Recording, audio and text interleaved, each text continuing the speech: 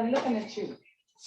Okay, we're back in session in 3 cases, cause number 330886, cause number 330888, and cause number 327502. In that case, it's styled Jamal Karras, and the other 2 cases are styled Jamon Karras. Mr. Karras, would you please raise your right hand?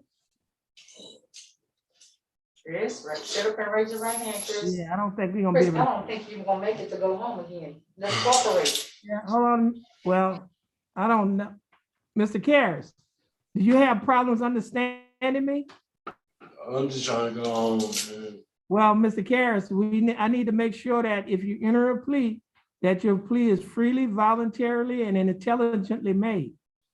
Okay? Yes, sir. Yes, All sir. right. So, Mr. Karras, let's do this again. Would you please raise your right hand? Mr. Karras, do you swear or affirm to tell the truth, the whole truth, and nothing but the truth so help you God? Yes, sir. You may put your hand down. Now, Mr. Karras, I have before me an information that alleges that on or about July 6th of 2020, that you committed the Class A misdemeanor offense of evading arrest detention. Mr. Karras, do you understand what you've been charged with? Yes, sir. And to discharge, Mr. Karras, how do you plead? Guilty, not guilty, or no contest? Guilty. Now, are you pleading guilty freely and voluntarily? I mean, I have a home today. Hey, Yes. Yes, sir. Yes, sir. okay, nobody's forcing you to plead guilty, is there? Is there anybody forcing you to plead guilty? Oh, no, sir. Okay. Now, Mr. Karras, I have before me a document that is titled misdemeanor plea admonishment. And on page 2 of this document, Mr. Karras, there are a set of initials, JC, on a line next to a box that's checked guilty. Did you place your initials on this document? Oh, yes, sir. And on page 3 of this same document, there is a signature above the line that is titled defendant. Did you sign this document? Yes, sir. Now, on the next document, which is titled the trial court certification of defendant's right of appeal, there's a signature above the line that is titled defendant. Did you sign this document also? Yes, sir. Now, at the top of this document, there are 2 boxes that are checked. The first box that's checked states that this is a plea bargain case and you have no right of appeal. Do you understand that? Yes, sir. Now, the second box that's checked states that you are waiving your right to an appeal, which means you're giving up your right to an appeal. Do you understand that? Yes, sir. Now, Mr. Karras, did you sign a document out there on paper that is titled the discovery certification? Yes, Judge. Yeah, I believe he did. Yes, sir. Yes, sir. And now, Mr. Karras, before you sign and initial these documents that I have just mentioned, did your attorney, Mr. Charles McIntosh, go over these documents with you? Yes, sir. Yes, sir. And did you read and understand everything in these documents? Yes, sir. Yes, sir. And is everything in these documents true and correct to the best of your knowledge? Yes, sir. Yes, sir. Okay, state, I have before me state's exhibit number 1. State, you like to offer state's exhibit number 1? Yes, Your Honor. No objections.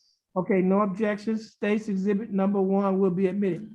Now, Mr. McIntosh, you have advised and counseled Mr. Karras.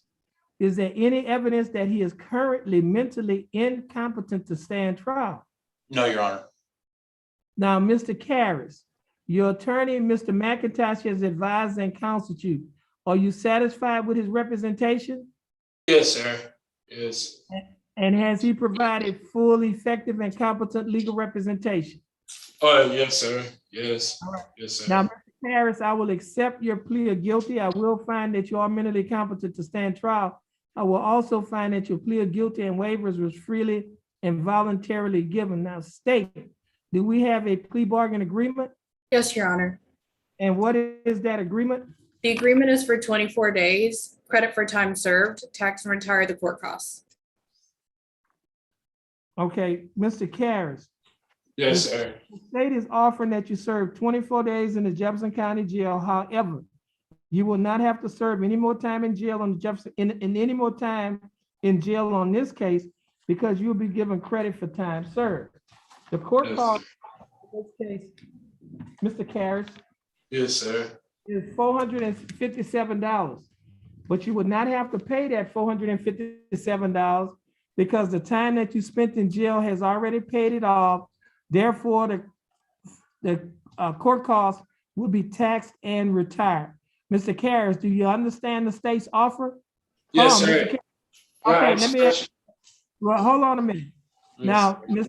Karras, Yes, sir. do you think that the state's offer in your case is fair and just? Do you think, do you think it's fair that No. what they get? No, sir. You don't think them giving you credit for time served is fair? No, sir. I don't know, sir. I just want to go home today. Yeah. Okay, Mr. Karras, but you gotta, I'm just listen to my questions.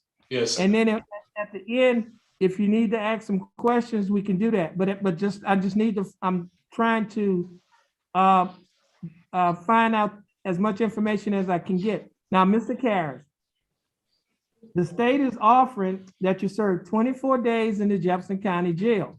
However, you will not have to serve any more time in the Jefferson County Jail because you've already served 24 days in the Jefferson County Jail. Therefore, you'll be given credit for time served. Now, the court costs in this case, you will not have to pay the court costs because the time that you spent in jail has already paid it off. Therefore, the court costs will be taxed and retired. So what that simply means, Mr. Karras, is you would not have to serve any more time in jail on this case, and you would not have to pay anything on this case because the time that you spent in jail has already satisfied your sentence. Do you understand the state's offer? Yes, sir. But like, can I ask a question? Hold on. Well, let me do this here before you ask me a question. I'll let you talk to your attorney, and then your attorney can advise you